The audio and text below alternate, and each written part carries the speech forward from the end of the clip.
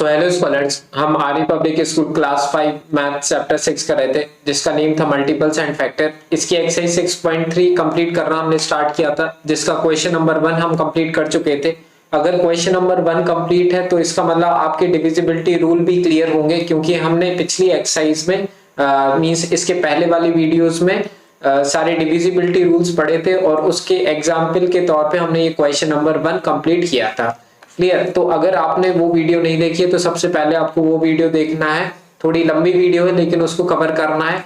उस बेसिस पे आपको ये क्वेश्चन 3, 4, 5, 6, 7 सारे क्वेश्चन बहुत ही आसानी से बन जाएंगे। क्लियर? तो डिविजिबिलिटी रूल पता होना बहुत जरूरी है। सारी वीडियोस की लिंक आपको डिस्क्रिप्शन में मिल जाएगी। तो अब हम देखते हैं, आई थिंक वो पार्ट नंबर 7 था, अब हम देख रहे हैं ये शायद पार्ट नंबर 8 है। तो देखो क्वेश्चन नंबर 2 में हमें करना क्या है, which of the following number are divisible by 2। कह रहे हैं कौन इनमें से नंबर है जो कि 2 से डिविजिबल होंगे। तो 2 का डिविजिबिलिटी ऑलरेडी हम पढ़ चुके हैं। द नंबर, जिस भी नंबर के पीछे कौन कौन से नंबर आ जाए, अगर लास्ट डिजिट 0, 2, 4, 6, 8 किसी भी नंबर की आखिरी डिजिट अगर इनमें से कोई है तो वो 2 से डिवाइड हो जाएगा या डिविजिबल हो जाएगा, और अगर नहीं है तो नहीं होगा।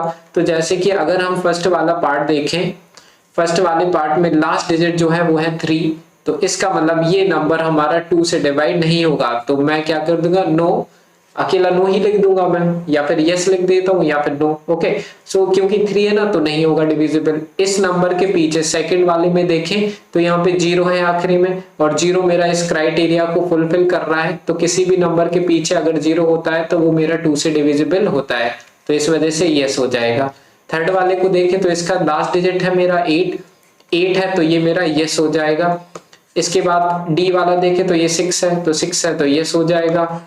ई वाला पार्ट देखें तो इसमें 5 है, तो 5 रहता है तो वो 2 से डिविजिबल नहीं होता है। इसका मतलब ये पूरा नंबर हमारा 2 से डिविजिबल नहीं होगा, तो नो हो गया। एफ वाले पार्ट में देखो लास्ट डिजिट 4 है, तो 4 है तो ये यस हो जाएगा, है ना। तो ये मैं ऑलरेडी बता चुका हूं, बस इन नंबर, ये नंबर होने चाहिए लास्ट डिजिट में तो वो हो जाते हैं। अगर स्टेटमेंट लिखवाएं आपकी मैम तो पूरा लिख सकते हो। 4, 6, जैसे ए वाले पार्ट का मैं लिख के बता देता हूँ। ए वाले पार्ट का जो आंसर है ना, ऐसे भी लिखवा सकते हैं आप लोग के टीचर। तो 4, 6, 2, 3 is not divisible by 2। Clear? तो ऐसे भी लिखवा सकते हैं। क्लियर? और मैंने यस नो भी लिख दिया तो भी वो ठीक है। तो इस तरह से हमारा हो गया क्वेश्चन नंबर 2 कंप्लीट। अब हम आ जाते हैं क्वेश्चन नंबर 3 पर। क्वेश्चन नंबर 3 जो है बच्चों हमारा ये वाला जो क्वेश्चन है, इसमें देखो क्या करना है। जैसे उसको पिछले वाले क्वेश्चन में डिविजिबिलिटी रूल ऑफ 2 बताना था, तो इसमें डिविजिबिलिटी रूल ऑफ 3 बताना है। 3 का डिविजिबिलिटी रूल भी हम डिस्कस कर चुके हैं ऑलरेडी। क्या होता है 3 का डिविजिबिलिटी रूल, जैसे कि अगर हम ए वाला पार्ट देखें तो ए वाले पार्ट में देखो क्या है, 3, 1, 2, 3 है। अब अगर मुझे चेक करना है क्या ये 3 से डिविजिबल होगा या नहीं होगा, तो अगर आप चाहें तो ऐसे लिख भी सकते हैं। 3, 1, 2, 3 के हर नंबर को हमें क्या करना पड़ता है, प्लस करना पड़ता है ना। तो 3 + 1 + 2 + 3, अगर पहली वीडियो देखी होगी तो बहुत ही आसानी से बन जाएगा ये। अब 3 + 1 4, 4 + 2 5, 5 + 3 + 1 4, 4 + 2 6, 6 + 3 कितना 9। ओके, तो ये आ गया हमारा 9। अब 9 क्या मेरा 3 की टेबल में आता है? बिल्कुल आता है। तो 9 मेरा 3 की टेबल में आता है, इसका मतलब ये नंबर भी मेरा 3 की टेबल में आएगा। तो ये सब जो मैंने एक्स्ट्रा लिखा है ये आपको लिखने की जरूरत नहीं है। यहाँ पे हम डायरेक्ट आंसर लिख सकते हैं। डायरेक्ट आंसर ही लिखेंगे, क्योंकि 1 मार्क से ज्यादा का ये क्वेश्चन हमारा बनेगा नहीं। तो अभी मैंने एक्सप्लेन कर दिया कि yes, it is divisible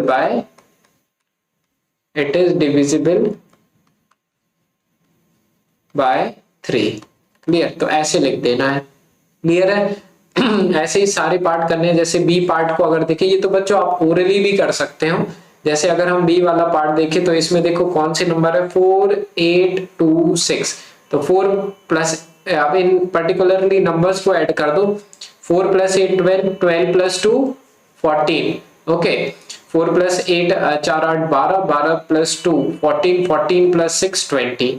okay, तो इनका सम मेरा आ रहा है 20, और 20 मेरा 3 की टेबल में आता नहीं है। इसका मतलब ये कंप्लीट नंबर भी मेरा 3 की टेबल में नहीं आएगा। तो यहाँ पे हमें क्या लिख देना पड़ेगा बच्चों, नो। क्लियर। तो क्योंकि दिस प्लस करो, प्लस करके चेक कर लो कि वो नंबर हमारा 3 की टेबल में आ रहा है या नहीं आ रहा है। तो आ रहा हो तो यस कर दो, नहीं आ रहा है तो नो कर दो। बहुत ही इजी है। तो थर्ड के एक पार्ट और चलो हम कोई भी कर लेते हैं, जैसे डी पार्ट है।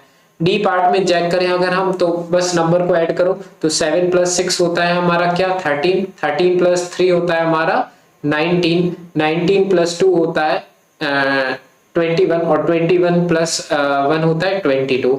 अब 22 क्या मेरा 3 की टेबल में आता है, 22 आ रहा है इनको प्लस करने के बाद। 22 क्या मेरा 3 की टेबल में आता, नहीं आता है। तो इसका मतलब ये नंबर भी मेरा 3 की टेबल में नहीं आएगा, तो नो हो जाएगा। आई होप आपको क्लियर हो रहा होगा, इसलिए मैंने पहली वीडियो इतनी बड़ी बनाई थी ताकि आपको ये बहुत ही इजीली बन जाए। बाकी पार्ट, 2 पार्ट जो बच्चे हैं वो आपको खुद से ट्राई करना है।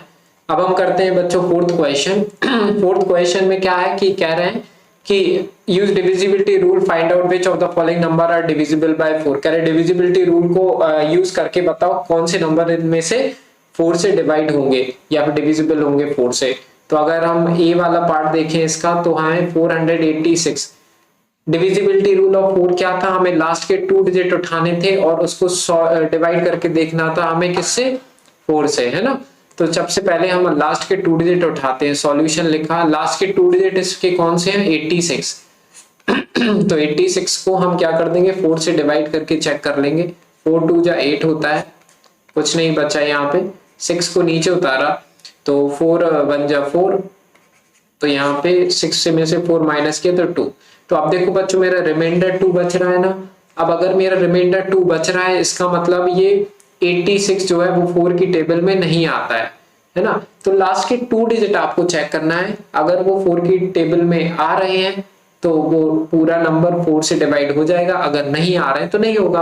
अब 86 तो हम कैसे फाइंड करें कि 4 की टेबल में आता है या नहीं आता, तो इसके लिए हमें क्या करना पड़ता है, उसको डिवाइड करके देखना पड़ता है। अगर ये पूरी तरह से डिवाइड हो जाता, इसका मतलब ये 4 की टेबल में आता। अब नहीं हो रहा है डिवाइड, इसका मतलब नहीं आता। तो इस वजह से हम क्या लिख देंगे, नो 486 इज नॉट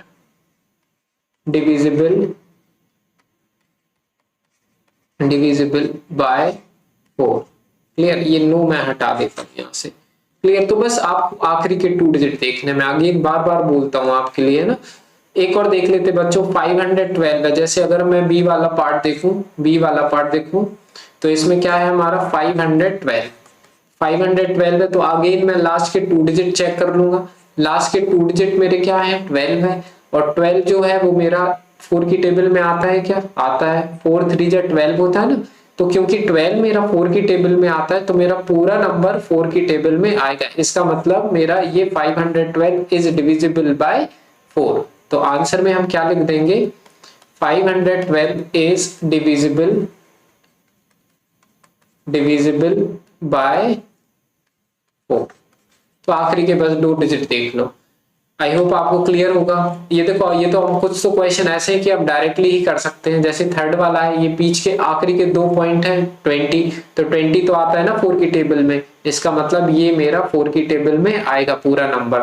क्लियर। तो ये क्या हो जाएगा, यस हो जाएगा मेरा।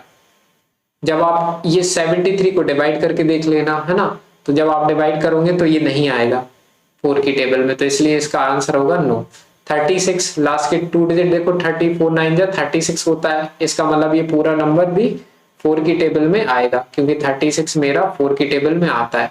वही लास्ट वाला आप खुद से ट्राई करना। क्लियर। तो इस तरह से हमारा हो गया बच्चों क्या, ये वाला क्वेश्चन, फोर्थ क्वेश्चन भी कंप्लीट। इसके बाद देखते हैं हम क्वेश्चन नंबर 5। क्वेश्चन नंबर 5 में अगर हम ध्यान से देखें तो हमें क्या करना है, use divisibility rule to find out which of the following number are divisible by 8। Divisibility rule को यूज करके बताना है कि कौन से नंबर इनमें से 8 से डिवाइड होंगे। तो 8 का डिविजिबिलिटी रूल भी हमने पढ़ा था। क्या होता है 8 का डिविजिबिलिटी रूल, हमें आखिरी के 3 नंबर को 8 से डिवाइड करके देखना रहता है। अगर वो पूरी तरह से डिवाइड हो जाते हैं तो वो 8 की टेबल में आते हैं, अगर नहीं होते हैं तो नहीं आएंगे। चेक करते हैं हम ए वाला 5912। क्लियर। इसको अगर मुझे चेक करना है क्या ये 8 की टेबल 8 से डिविजिबल होगा या नहीं, तो फिर मैं क्या करूंगा, सॉल्यूशन लिखूंगा और लास्ट के 3 डिजिट जो है, जो कि 912 है, इसको मैं 8 से डिवाइड करके देखूंगा। 912 को 8 से डिवाइड करेंगे, 8 1 जा 8, 9 में से 8 गया, 1 बचा, ये 1 नीचे आया, क्लियर, ये एरो लगा हुआ है, तो 8 बन जा, अगेन 8 होता है। 11 में से जब हम 8 माइनस करेंगे तो कितना आएगा, 3 आ जाएगा, और ये मैं 2 नीचे उतार दूंगा, तो 8 4 जा होता है बच्चों मेरा 32। तो देखो मेरा पूरी तरह से डिवाइड हो गया ये, और क्योंकि ये नंबर मेरा पूरी तरह से 8 से डिवाइड हो गया, इसका मतलब ये पूरी तरह से डिवाइड होने का मतलब है रिमाइंडर 0 आना चाहिए, क्लियर। तो यहाँ पे मेरा रिमाइंडर 0 आ रहा है, तो पूरी तरह से डिवाइड हो गया, इसका मतलब 5912 इज डिविजिबल